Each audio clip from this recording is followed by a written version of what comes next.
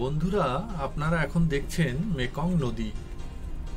দক্ষিণ পূর্ব এশিয়ার দীর্ঘতম নদী, এশিয়ার সপ্তম দীর্ঘতম এবং বিশ্বের 12তম দীর্ঘতম নদী। এর দৈর্ঘ্য প্রায় 2700 মাইল বা 4350 কিলোমিটার। চীনের দক্ষিণ পূর্ব কিংহাই প্রদেশে উৎপন্ন হয়ে এটি তিব্বত স্বায়ত্তশাসিত অঞ্চল এবং ইউনান প্রদেশের পূর্ব অংশ দিয়ে প্রবাহিত হয়েছে। এরপর এটি মিয়ানমার এবং লাওসের পাশাপাশি লাওস এবং থাইল্যান্ডের মধ্যে আন্তর্জাতিক সীমান্তের অংশ তৈরি করে। এরপর নদীটি লাওস, কম্বোডিয়া এবং ভিয়েতনামের মধ্যে দিয়ে প্রবাহিত হয়ে হোচিমিন সিটির দক্ষিণে দক্ষিণ চীন সাগরে মিশেছে। লাওসের রাজধানী ভিয়েন্তিয়ান এবং কম্বোডিয়ার রাজধানী নমপেন উভয়ই এর তীরে অবস্থিত।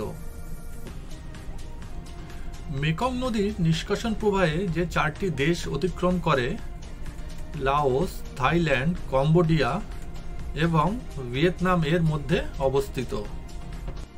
বন্ধুরা, সবুজ ম্যানগ্রোভ বন থেকে শুরু করে নারকেল গাছে ভরা আঁকাবাঁকা জলপথ, মেকং ডেল্টার প্রাকৃতিক সৌন্দর্য কেবল মনোমুগ্ধকর।